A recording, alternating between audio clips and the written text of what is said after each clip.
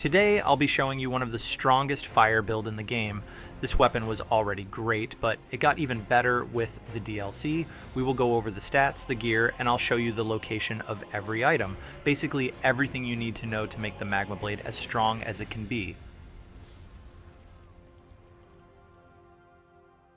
The Magma Blade is a somber curved sword that scales primarily with strength and faith. The strength scaling will only impact physical attacks, while the faith one will impact fire damage and the Ash of War. Its unique skill is called Magma Shower.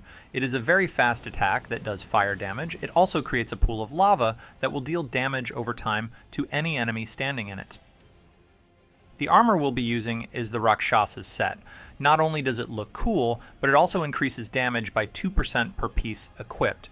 This comes at the cost of providing less protection than other armors with similar weight. If you want to trade some damage for protection, you can use any other heavier armor. Just make sure to never go above medium load.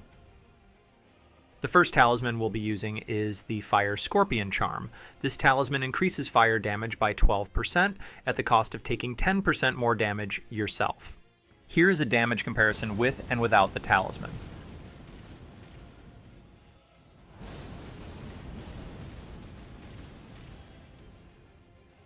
Next is the Shard of Alexander. This talisman increases Ash of War damage by 15%. It's easily one of the best in the game.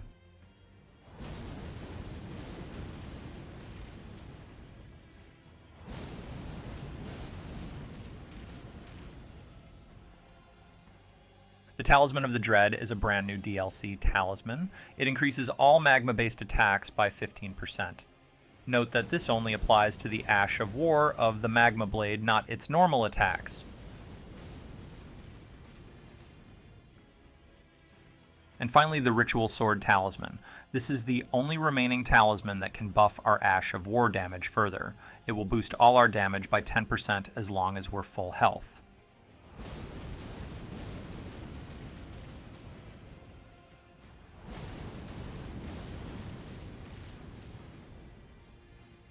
You could use the Claw Talisman or the Retaliatory Cross Tree if you don't feel like having to be at full health. The two main buffs are going to be Golden Vow and Flame Grant Me Strength. They will buff our physical and fire damage significantly. For the offensive incantations, anything with fire damage will work well with this build. Some of my favorites are Flame of the Fell God, Catch Flame, and Burno Flame. For the seal, you have two options. The Clawmark seal will give you the best incant scaling at 293. This is your best option if you plan on using many different incantations, as it will give you the best damage across the board. The Giant Seal is also a good option. It has less incant scaling at 264, but the 20% damage boost to Giant's Flame incantations will still net you more damage than the Clawmark seal. For the flask, we'll be using the Flame Shrouding Cracked Tear. It will increase our fire damage by 20% for 3 minutes, and the Oil Soak Tear, which will increase our fire damage by another 20% for 1 minute.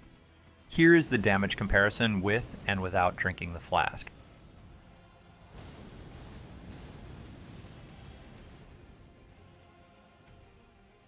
And last but not least is the stats. Here's what I recommend at level 180 using the Samurai starting class. 50 Vigor, 35 Mind, and 30 Endurance. 15 Dexterity just for the weapon requirements, and a 50% spread between Strength and Faith. This will let you deal high fire and physical damage, while still being able to use most fire incantations.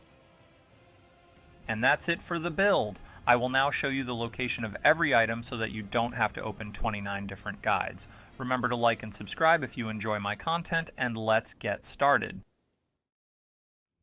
For the Magma Blade, you will need to make your way to the Temple of Agli in the Volcano Manor. From there, I'll show you how to unlock the shortcut to make this grind easier. Skip to the timestamp on screen if you already have the shortcut unlocked.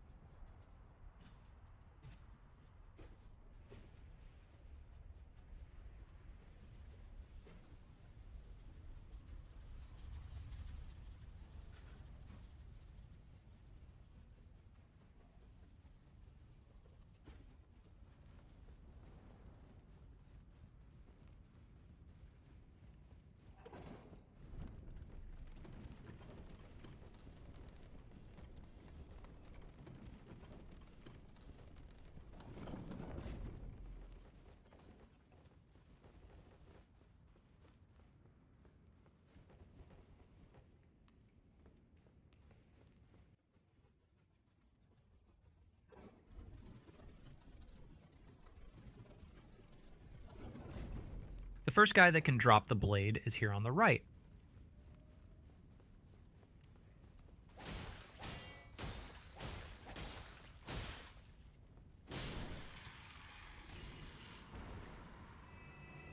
The second guy you'll want to check is going to be patrolling this long pathway. This is a rare drop, so you might want to invest in Arcane and a white chicken leg before coming here.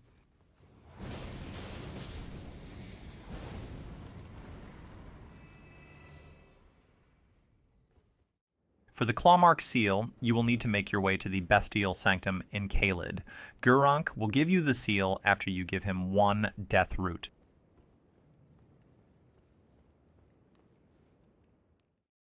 The Rakshas's set is pretty hard to get to, so I'll show you the entire route from the main gate plaza. Simply follow along and use YouTube's playback speed option if it's too fast.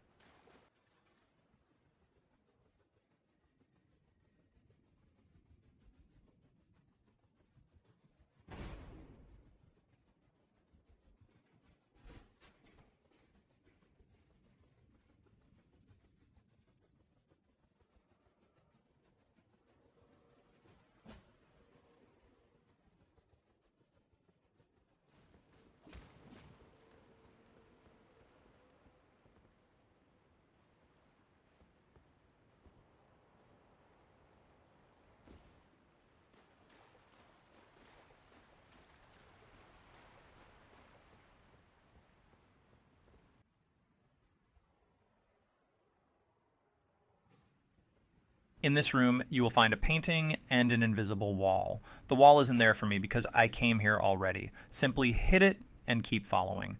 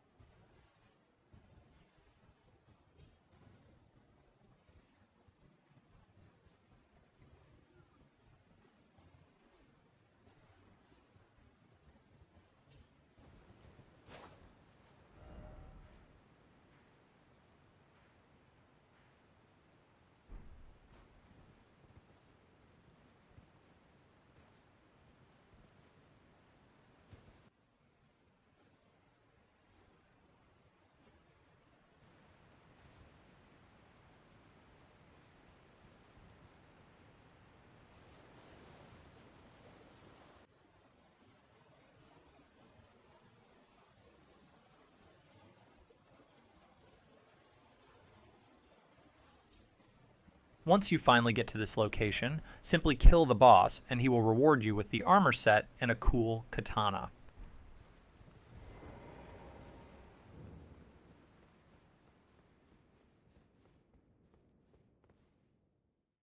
The Fire Scorpion charm is in Fort Lade near the See the Water Terminus Grace.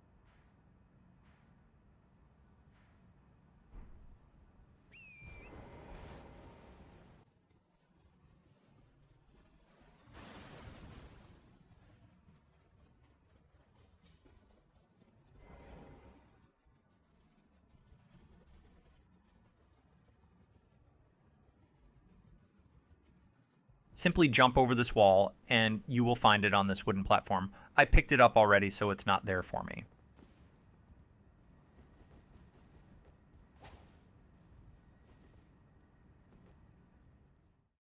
The Shard of Alexander is obtained after completing Alexander's questline. The questline is too long for me to show, but your first encounter with Alexander will be in this location or in Radon's arena.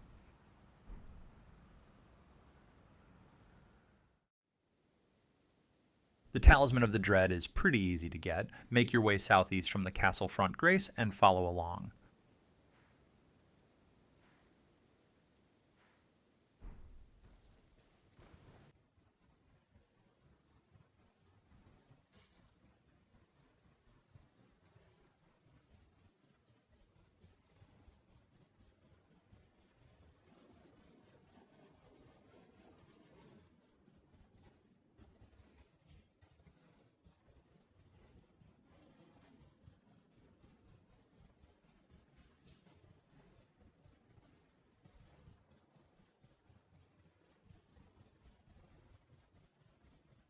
The Talisman will be in this shack, ready to be looted.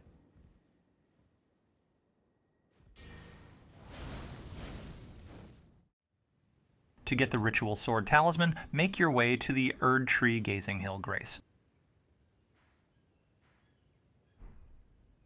From there, head this way and Skyrim your way up this rock.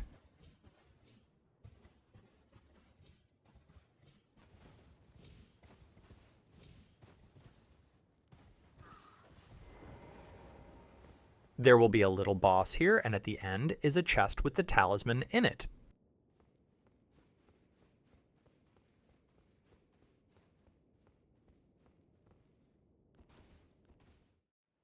And finally, you will find the oil-soaked tear at the castle watering hole.